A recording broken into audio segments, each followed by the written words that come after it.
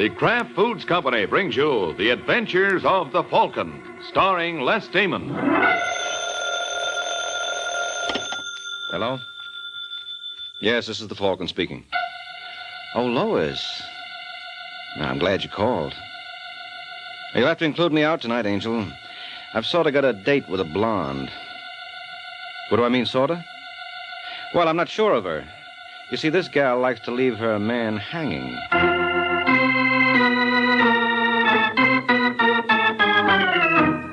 This is Ed Hurley, friends, inviting you on behalf of the Kraft Foods Company to listen to The Adventures of the Falcon. You met the Falcon first in his best-selling novels. Then you saw him in his thrilling motion picture series. Now join him on the air when the Falcon solves the case of the double exposure.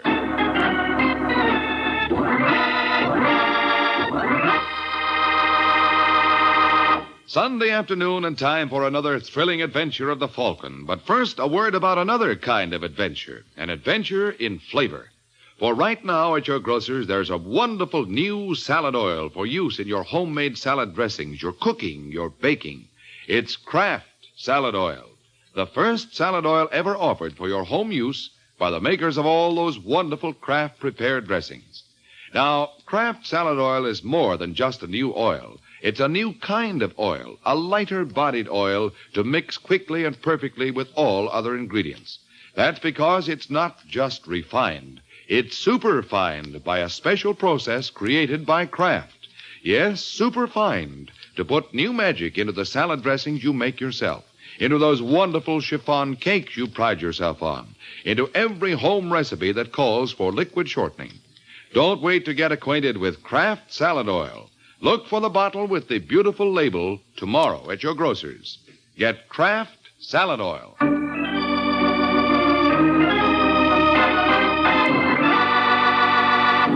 And now, the case of the double exposure.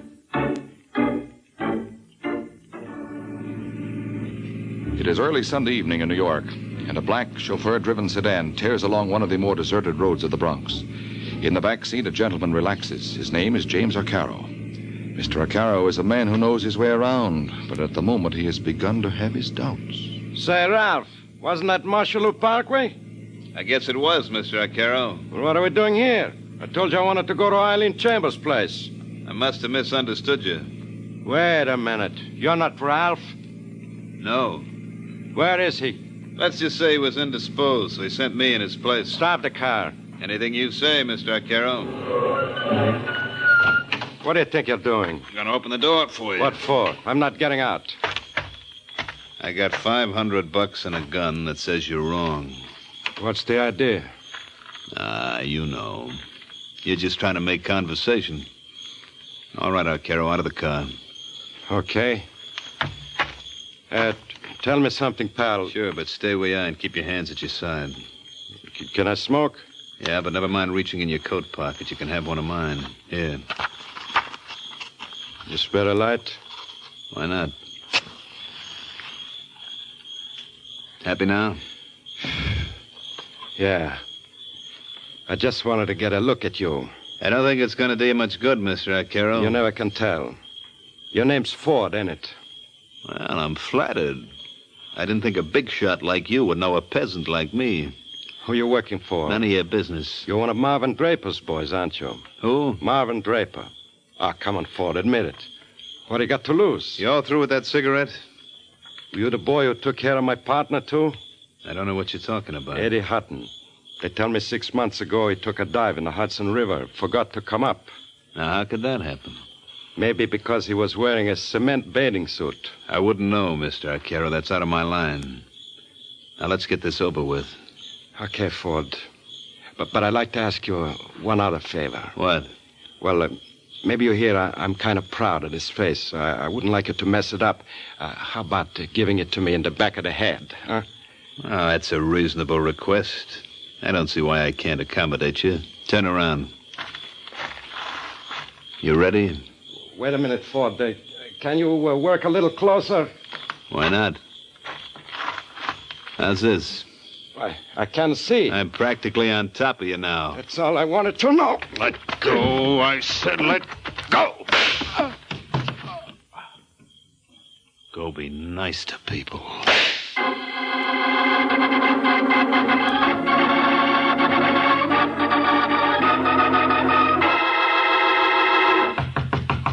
Who's there? Open up, Ford. It's the police. Oh, sure. Just a second. Well, if it ain't Sergeant Corbett. Darned if it ain't. It's on your mind, Sergeant. Where were you at 9 o'clock tonight? Right here. Now, that's interesting. Why do you suppose Jimmy Arcaro told us you were with him? What? You're pretty careless, fella. Next time you leave a man for dead, you better take a saliva test. What are you talking about? He was found by a prowl car 20 minutes after you left. You're lying. I pumped...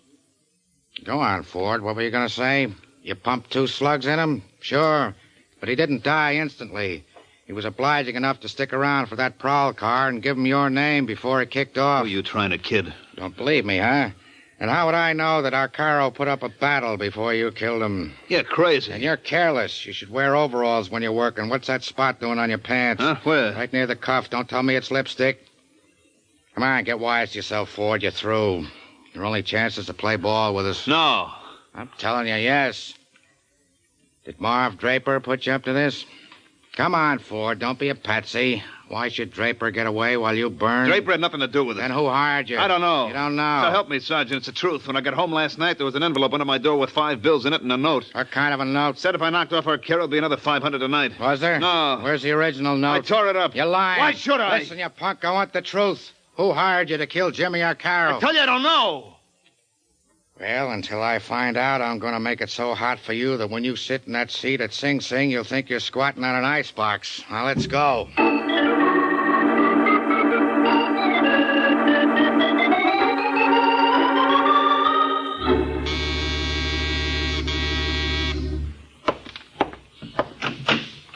Yes? I'm looking for Mike Waring. Who? Well, you know, the one they call the Falcon. What's your name, Angel? Eileen Chambers. Are you Waring? Yes, I'm afraid so. Come in. Take off your coat. Thanks. Pardon? I was just thinking out loud. You wouldn't care for a drink? No. You sure? Positive? You sound like a girl who knows her own mind. I do. Yeah, I was afraid of that. Well, what can I do for you, Eileen? Eileen? An efficiency expert once told me that by calling women by their first name, during a year I might save as much as... 3 seconds. Well, there's no telling. He thought it might be as much as 5. What's in your mind, Eileen? Take a look at this. Certified copy of last will and testament of James Arcaro. Where'd you get this? From Mr. Arcaro's attorney. You benefit under the will? Read the last paragraph. Everything else I own, I leave to my good friend and partner, Eddie Hutton. However, in the event of Eddie Hutton's death before mine, then I desire my estate to go to my protege, Eileen Chambers. Not bad. You like it? I'm crazy about it. How much did Arcaro leave? What's your guess? Around $1 million. It's closer to 2. Well, that's really worth shooting for, isn't it? Just what is that supposed to mean? Oh, when Joey Ford bumped Arcaro, he really did you a favor. I don't like that kind of talk, Mr. Waring. Mr. Arcaro was a very dear friend of mine. Were you related? No, we had no family. He was interested in my voice. Oh, I see. He thought I had the making of a great singer. Well, just goes to prove you can't judge by appearances. Now, I never would have taken Jimmy for a patron of the arts, but, oh, well, that's beside the point. How do I come into this? Well, when I spoke to Arcaro's lawyer this morning, he showed a very strange reluctance to pay off. And you can't blame him, Eileen. Who can't? I think he's got something up his sleeve, and I want to find out what it is. Seems pretty obvious. Ford hasn't told the cops who he was working for. It was Marvin Draper. On the other hand, suppose it was you. What? Well, let's face it, Angel. Arcaro's lawyer must have thought of that possibility, and so will the police. Under Arcaro's will, you come into quite a bundle. Well, that was just an accident.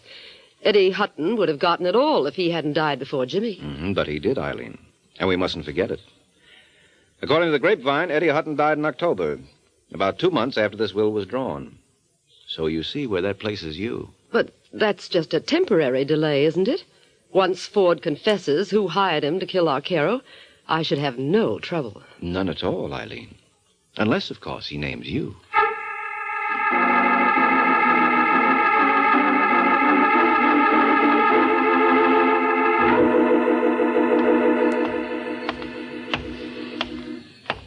Say, mister. Mister? Who, me? Yeah. Did you happen to have a match with you? I think so. Yeah. Thanks. It's all right. Keep the whole pack. If you want to keep your health, you'll behave yourself. What is this? Just walk around the corner. I got a car waiting. Why bother? I can get a cab. Don't be cute. You've read enough books to know why I'm keeping this hand in my pocket. Oh, yes. Forgive the oversight. Now start walking. Look, friend, I don't want to be difficult, but you got the wrong boy. You're Mike Warren, the Falcon, aren't you? Yeah? Well, then don't worry about any mistakes. My brother wants to talk to you. Your brother? Yeah.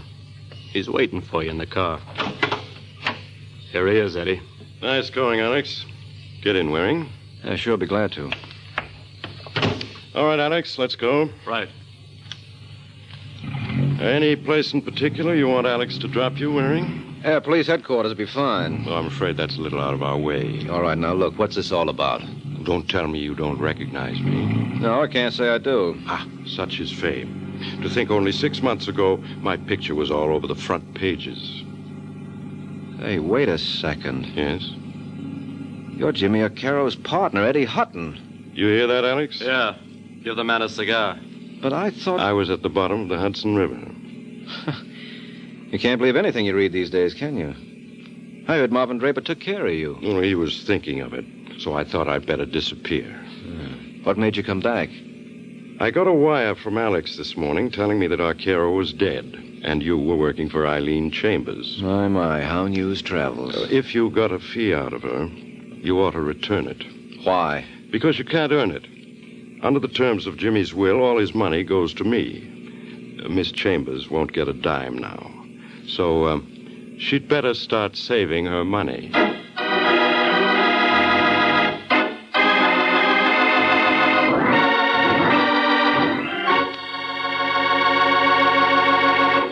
Miracle Whip! Has a flavor so pleasing. Miracle Whip! Tastes so lively, so teasing. Miracle Whip! Only one of its kind. Miracle Whip! Best salad dressing you'll find. Miracle Whip is the only one of its kind because it's different, a different type of salad dressing made from a secret craft recipe.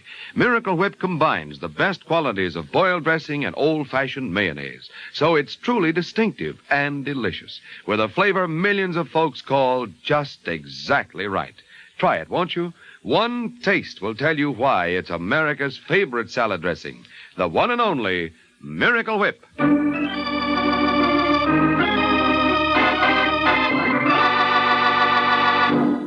And now, back to the adventures of the Falcon. An hour has passed since Mike had his little interview with Eddie and Alex Hutton. And now, as we find him, he is relaying the information to his client. 4, 1, 7, 7.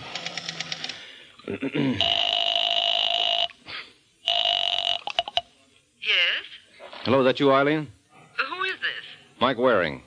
Well, this is a surprise. I didn't think I'd hear from you for quite a while. Well, I told you I was a fast worker. I've got bad news for you, Angel. Bad news? As you know that $2 million you were counting on? Well, don't. I don't understand you. Eddie Hutton is alive. Oh, so you're a comic, too. I'm not kidding. I saw him not more than an hour ago. All right, I give up. What's the gag? No gag. Don't talk like a fool, Mike. Eddie Hutton's at the bottom of the Hudson River. Oh, not by a long shot. I'm sorry, Eileen. Still, it was awfully nice knowing you. Maybe we can get together on something else. Listen, Waring, you won't get away with this double cross. No, you're wrong, Angel. I don't believe in threats. Well, before you make one, hold the phone, huh? There's someone at my door. Speak of the devil.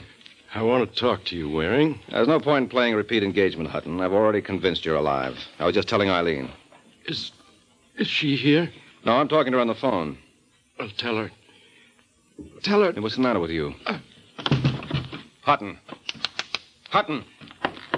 Hello, Eileen, you still there? Yes, I'm not through with you. No, I'll say you're not. Forget what I told you about Eddie Hutton. But you said he wasn't dead. That was 20 seconds ago. Now he's gone and done it.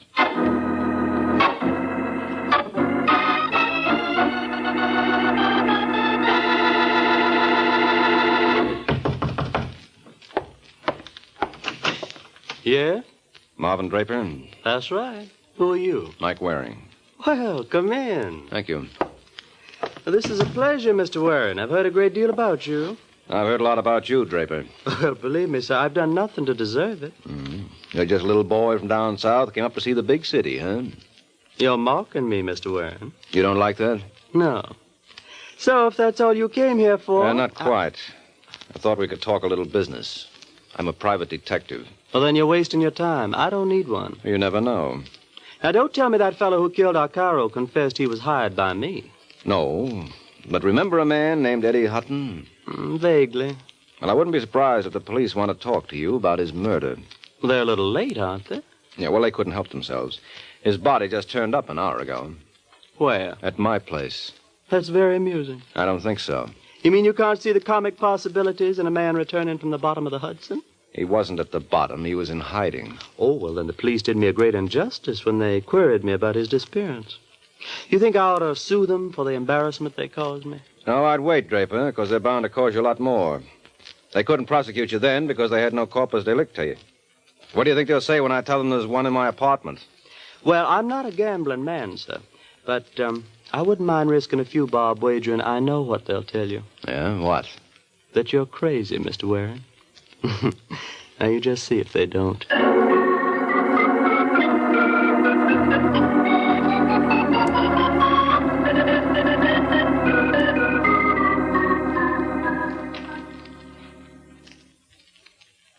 Mike, you must be out of your mind to think I'd swallow a yarn like that. I tell you, Sergeant, Eddie Hutton's body is in my apartment. How about Judge Crater? He there, too? All right. Be smart. But when your boys get back... What boys? Well, didn't you send a detail to my place after I called you? You kidding? Listen, Corbett, I'm not clowning. No, I don't think you are. What's your angle, Mike? Angle? You must have one. You working for Draper? Would I come here if I were? I represent a girl named Eileen Chambers. Who's she? Jimmy O'Carroll left her some dough in his will. Is that so? Oh, now, look, Corbett, she didn't kill him. You said she collected under his will. Well, that doesn't mean anything. Has Ford talked yet? No. I'm beginning to think that story of his about the $500 in the envelope is true. But you do believe Draper was behind that? Yeah. Okay, then this is your one chance to nail him. How? Through the murder of Eddie Hutton. You're going to start that again? Listen, Sergeant. Suppose Hutton was seen around town today. So? So this was a perfect spot for Draper to act. Somehow he poisoned him. Poisoned? Well, that's the only thing I could figure out. There wasn't a mark on the body. That makes a lot of sense. A man sits down with a guy he knows wants to kill him and lets himself be poisoned, just like that. All right. Maybe he wasn't poisoned. I'm no doctor. Draper could have killed him 100 different ways. Look, why don't we go over to my place and you can see for yourself? Okay, Mike, I'll go along with the gag. All I ask is one thing. I got no sense of humor, so be sure and tell me when to laugh.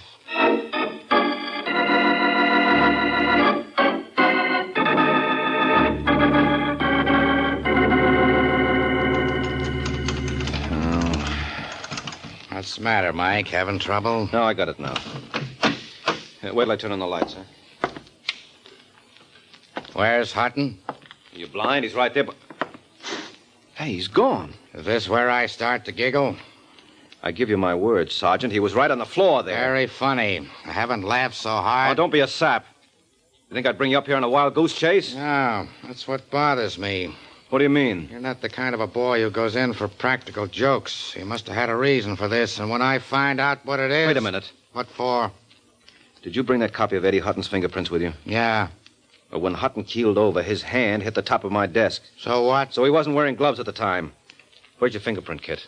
Get me a glass of water. You need water to run the test? No, I'm thirsty. Oh, you... Well, hurry it up, will you? How you doing? Be through in a second. Look, if you don't find a copy of Hutton's prints on that desk, I'll eat it. Okay, Mike, start eating. This desk is absolutely clean. Hearty appetite, pal.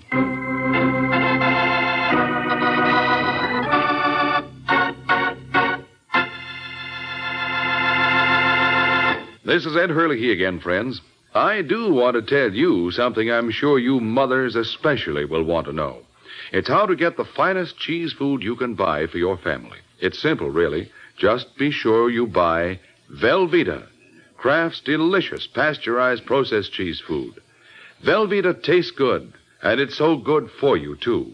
For Velveeta is rich in important food values from milk, and it's as digestible as milk itself. So it's perfect anytime for snacks, sandwiches, and grand hot dishes. Try it, won't you, Mother? Make Velveeta your handy helper. Just be sure you get genuine Velveeta, the pasteurized processed cheese food of top quality, made by Kraft.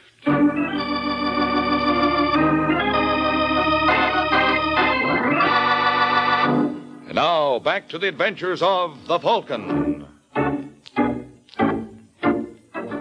A short while ago, Mike was dumbfounded when, after promising Sergeant Corbett the body of Eddie Hutton, he discovered he couldn't deliver, for the body was gone without a trace. And understandably enough, the good sergeant sees very little humor in the situation. Now, let me tell you something, Mike. You're not going to get away with this. If you think you can pull a stunt like this and make me the stooge... Oh, you're out of your mind, Sergeant. Oh, that's good. That's good coming from you. I tell you, Eddie Hutton's body was here. Draper must have removed it.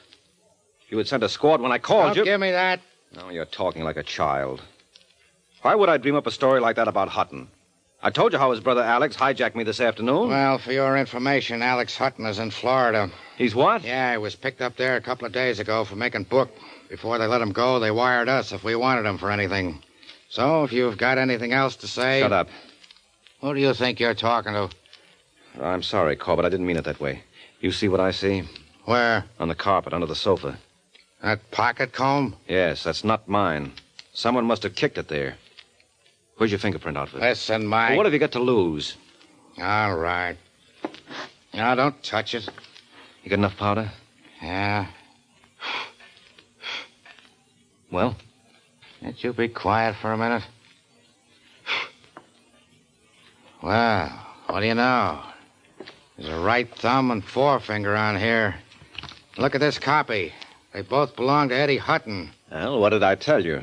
I take it all back. Where's your telephone? Come in. Hello, Waring. Oh, so he was in Florida, huh? Say, what goes on here? You're just the boy I want to see, Alex. Sergeant, meet Alex Hutton. Is he the one? Yeah, he's the one. I want to talk to you, Alex. Well, that makes us even, because I want to talk to you.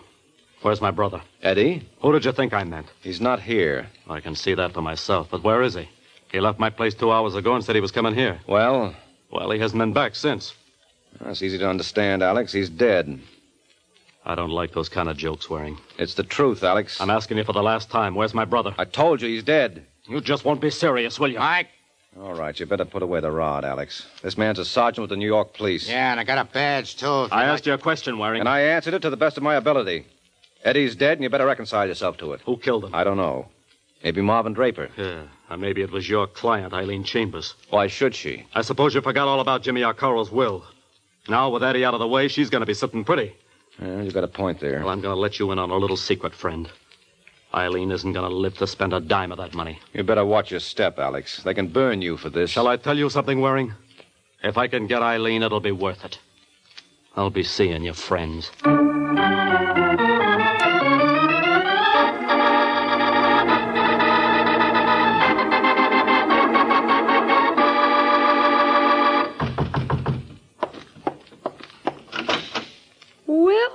Well, if it isn't Alex Hutton. You surprised, Eileen? Not particularly.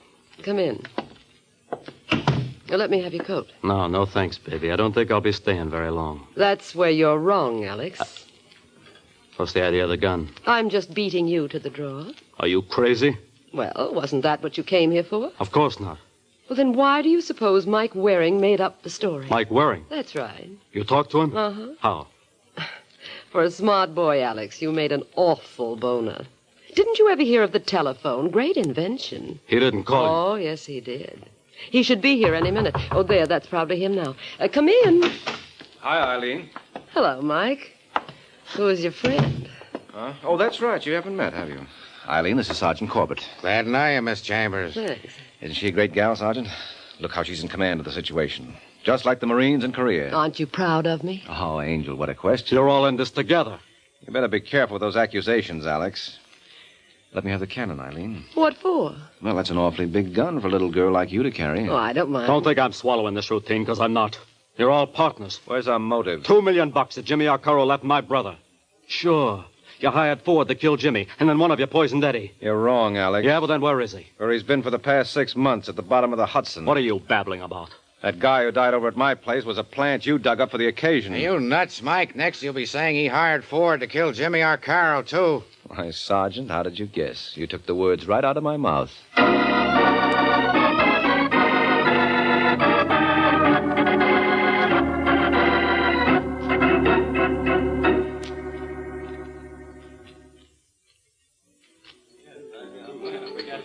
Now, admit it, Eileen. Isn't this cozy? I still don't see why we couldn't have brought your friend along. My friend? Mm-hmm. Sergeant Corbett. I think he's cute. Oh, really, Eileen? You disappoint me. Why, if I told you some of the things I know about Corbett... I'd much rather you told me about Alex Hutton. Oh, believe me, he's a much nicer guy. Even though he did hire Ford to kill Jimmy Arcaro. Why? Well, so that Arcaro's will would go into effect. You see, under its terms, if Eddie Hutton was alive at the time, he'd come into everything. That's why Alex showed up with his brother's double. Well, why did he kill him later? Well, the man had performed his purpose. All Alex wanted to establish was that his brother lived longer than Arcaro. In that way, your interest would be wiped out, and everything would then go to Eddie Hutton. Well, how did that affect Alex? Well, if Eddie Hutton survived Arcaro, the money would go to Eddie's next of kin. Not to me? Nope. So, naturally, Alex tried to convince us that his brother had lived longer than Arcaro. Once he had me convinced, he removed the body. Why? Well, he couldn't afford to let it be found again, because then it would be easy to prove the man was a phony. But with my story that I had talked to Eddie Hutton today, plus the fingerprints on the pocket comb he planted in my apartment, Alex had all he needed to substantiate his case. Well, what was his mistake? Oh, well, he made several. For one thing, he knew that the man who died in my place was a victim of poisoning. Well, how could he know that when he'd never seen the body? Then his hokey threat about killing you was a boner, too. Don't you think he meant it? No, of course not. He did that for effect. He wanted to show us he was all broken up over his brother's death and that he felt you were responsible. You don't really believe he forgot we could telephone ahead and warn you. He wanted us to stop him. Now, Alex wasn't taking any chances of getting in trouble with $2 million in sight. Which now belongs to me? Which now belongs to you. Does that take care of all your questions? All but one. Just ask it, Angel. What time is it? 10 o'clock. Why? I don't want to be late for my appointment with Sergeant Corbett. Oh, you don't mean that. Uh-huh. He's waiting for me at the Belvedere. Well, what's he got that I haven't got? Me? And $2 million. Good night, Mike.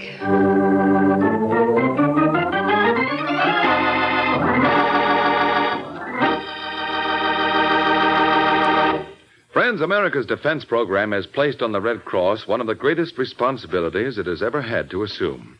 Now, in addition to day-to-day aid to the sick and injured, the Red Cross must extend its services to the men of our growing armed forces in camps and hospitals, at home and overseas. Now, too, the Red Cross must recruit, train, and equip millions of home defense volunteers in first aid and home nursing.